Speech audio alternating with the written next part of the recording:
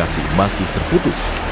Kepala BNPB, Letjen Suharyanto bilang jumlah korban meninggal dunia akibat bencana longsor dan banjir di Sumatera Utara hingga Sabtu sore berjumlah 166 orang dan 143 orang lainnya masih hilang. Salah satu titik yang terdampak paling parah atas bencana ini yakni Tapanuli Tengah dan Sibolga yang masih sulit terakses.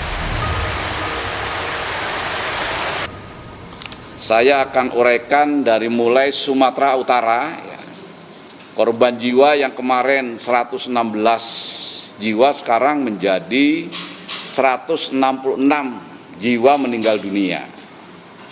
Artinya dalam satu hari ini bertambah 60 jiwa meninggal dunia. Ini berkat operasi pencarian pertolongan oleh Satgas Gabungan yang dipimpin oleh Basarnas. Kemudian 143 jiwa yang masih hilang. Untuk wilayah yang belum bisa diakses melalui jalur darat, seperti wilayah Tapanuli Tengah, bantuan dikirimkan melalui jalur udara. Bantuan yang diberikan antara lain berupa peralatan komunikasi, Starlink, peralatan dapur, perlengkapan peristirahatan, pompa air, hingga bantuan sembako. Di Kecamatan Baktia, Kabupaten Aceh Utara, Aceh, banjir masih merendam permukiman warga. Dari visual pantauan udara, banjir tidak hanya merendam tempat tinggal warga, tapi juga merusak tempat tinggal mereka. Di Pidi Jaya, Aceh, ratusan warga Desa Jojo, Kecamatan Mutiara Timur, Kabupaten Pidi, mengungsi ke masjid imbas dari banjir yang merendam desa mereka. Untuk memenuhi kebutuhan makanan, tim relawan telah mendirikan dapur umum. Sementara itu, keperluan lainnya bagi balita dan lansia saat ini membutuhkan popok dan selimut. Tim Liputan, Kompas TV.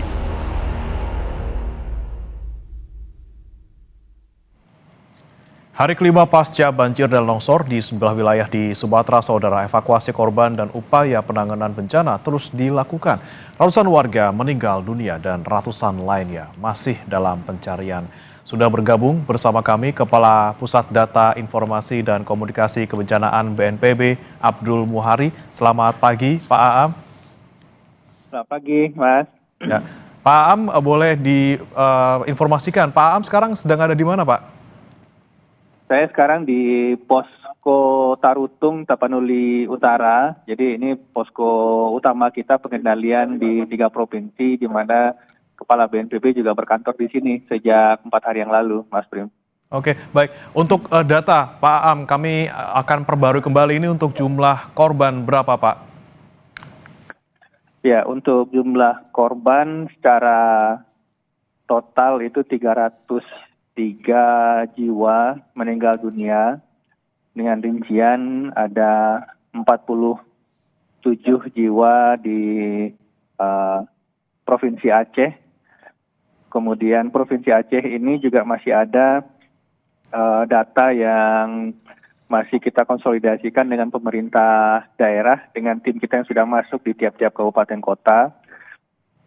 Kemudian untuk Sumatera Utara itu 166 jiwa meninggal dunia, 143 lainnya masih hilang dalam pencarian. Kemudian untuk Sumatera Barat ada penambahan signifikan dikarenakan kejadian banjir longsor yang bagi masyarakat setempat itu disebut Galodo yang terjadi di kaki Gunung Singgalang, itu Kabupaten Agam. Ada 74 jiwa meninggal dunia dan 78 lainnya masih hilang. Jadi kalau di total untuk Sumbar ini dengan yang sebelumnya ada korban meninggal di Kota Padang dan Padang Pariaman, itu 90 jiwa meninggal dunia dan 85 lainnya masih dalam pencarian. Jadi secara total 3 provinsi itu 303 jiwa meninggal dunia, Mas Prim.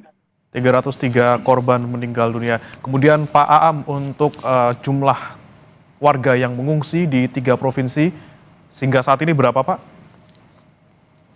Untuk mengungsi ini secara total ada sekitar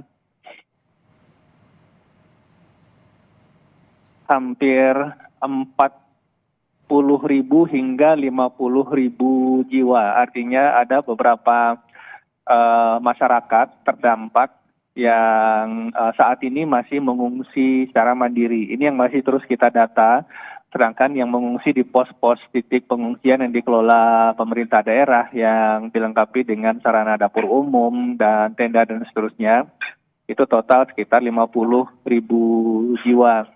Ini masih akan terus kita update karena berangsur ini kondisi cuaca sudah makin membaik. Dan masyarakat juga ada beberapa yang sudah kembali untuk membersihkan kediaman dan rumah mereka masing-masing. Perlu saya sampaikan juga, Mas Prim, prioritas kita di hari-hari ke depan ini adalah mempercepat distribusi logistik.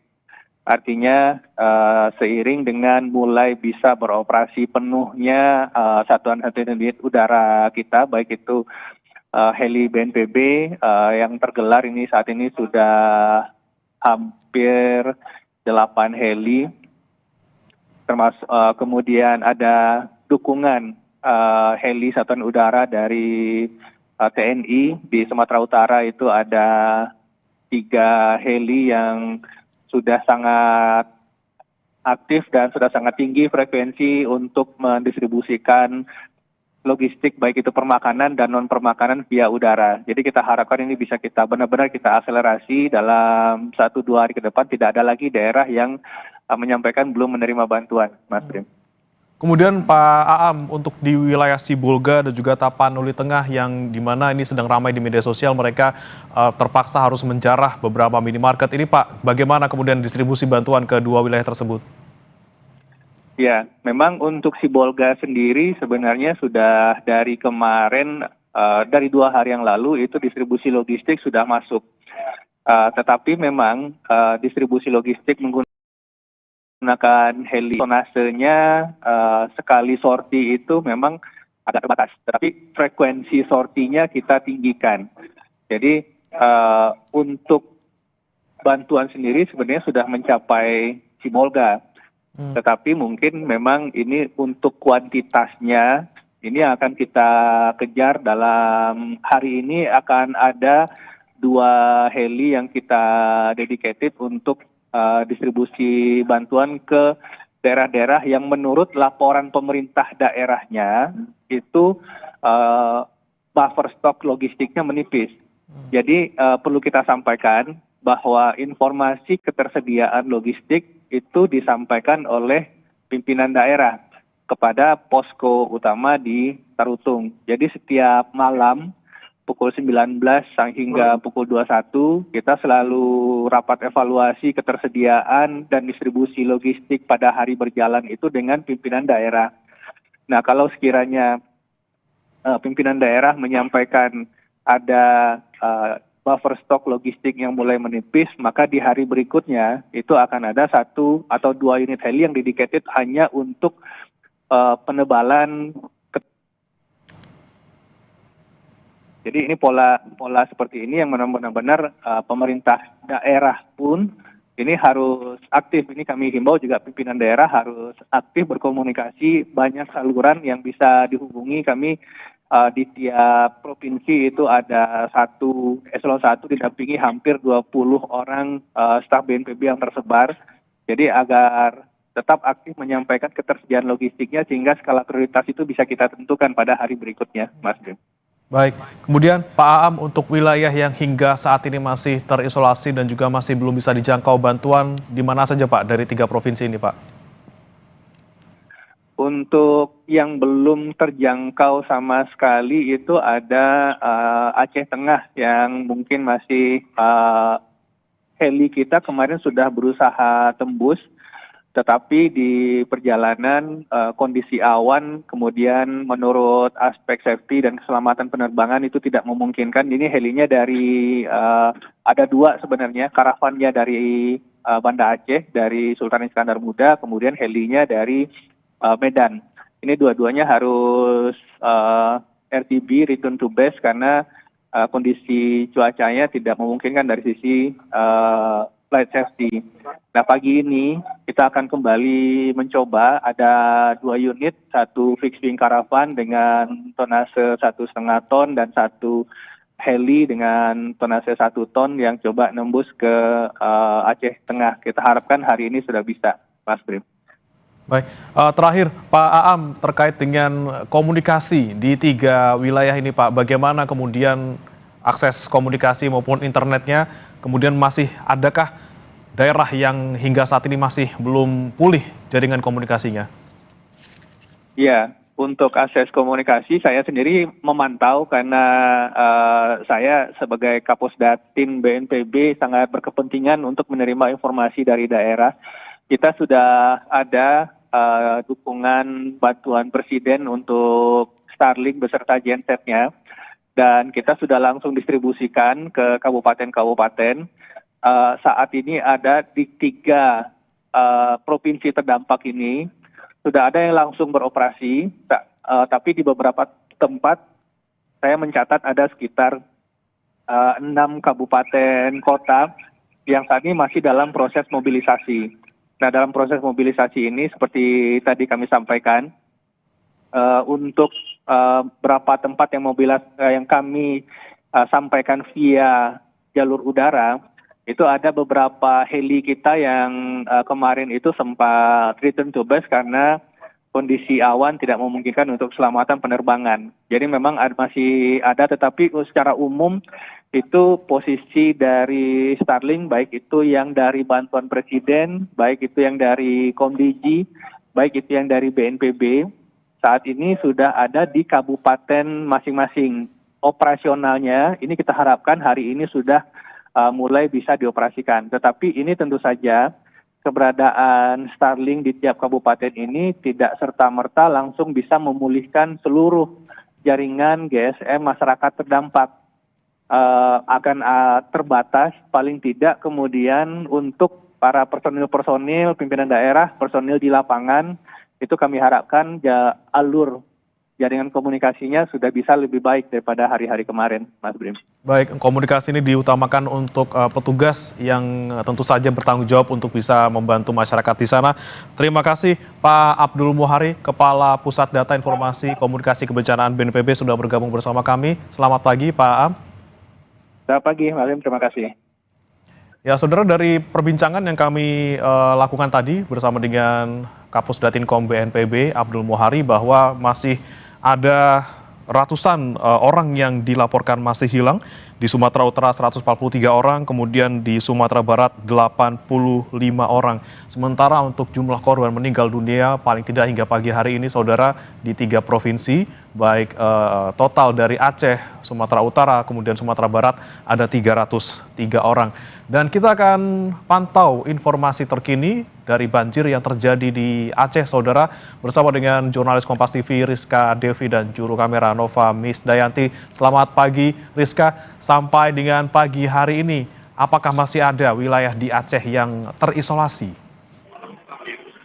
Ya, benar sekali, memang dari kemarin ketika terjadi banjir ini memang dampaknya itu menyebabkan gangguan terhadap akses transportasi, juga kerusakan fasilitas umum, dan tentunya ini meningkatnya jumlah warga yang mengungsi. Tapi hingga saat ini memang ada beberapa wilayah yang masih berstatus terisolasi karena mengingat memang jembatan nasional juga banyak yang putus, serta jalan lintas nasional juga banyak yang putus. Sementara untuk wilayah-wilayah yang terisolasi ini berada di wilayah tengah, yakni ada Aceh Tengah, Benar Meriah, dan Gayo Luas, dan juga ada Biren yang juga termasuk wilayah yang terisolasi ini karena memang jembatan utamanya atau jalin sumnya putus. Kemudian juga untuk jembatan alternatifnya juga yang menghubungkan antar kecamatan juga ikut putus, dan ini masih dalam tahap penanganan. Sementara untuk saat ini untuk jalin sum itu ada beberapa jembatan yang memang sudah ditangani begitu untuk jembatan daruratnya. Ini di yang menghubungkan PD Jaya dan Biren.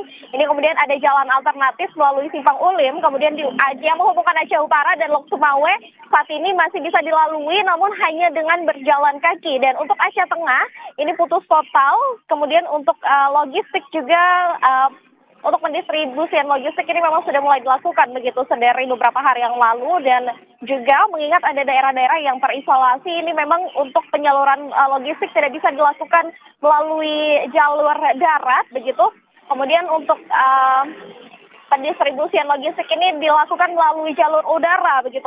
Dan juga kemarin sudah transit logistik di Lanut Sultan Iskandar Muda. Ini ada 6 item yang dibawa, ada makanan siap saji, kemudian family kit dan juga perahu karet, tenda serta genset dan juga Starlink. Ini mengingat memang selama terjadinya banjir ini di beberapa wilayah itu untuk kondisi listrik dan juga jaringan ini belum pulih begitu, sehingga untuk proses pendataan dan juga untuk distribusi logistik ini masih sulit untuk dilakukan.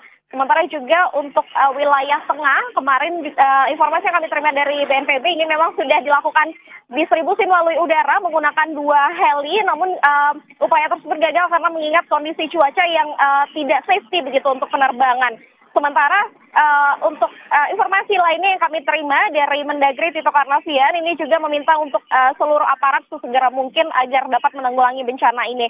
Sementara juga kemarin ikut Wakil Wali Kota Banda Aceh Fadullah juga memberikan informasi bahwa ada 3 jembatan Jalin Sum Timur yang saat ini masih dalam proses penanganan begitu. Sementara untuk proses distribusi ini masih terus dilakukan, terus diupayakan untuk melalui jalur darat maupun jalur udara, dan juga untuk proses pendataan ini terus diupayakan untuk mengetahui korban meninggal maupun korban hilang. Demikian. Baik, masih ada wilayah yang terisolasi, ada di Aceh Tengah, kemudian Biren, ada juga di Bener Meriah, dan juga bantuan sudah mulai didistribusikan walaupun melalui jalur udara. Terima kasih rekan jurnalis Kompas TV melaporkan langsung dari Aceh. Selamat bertugas kembali. Saudara, Sapa Indonesia Pagi masih akan kembali dengan informasi lainnya. Hari Bebas Kendaraan atau Car Free Day Jakarta kembali digelar di kawasan Sarinah Tamrin.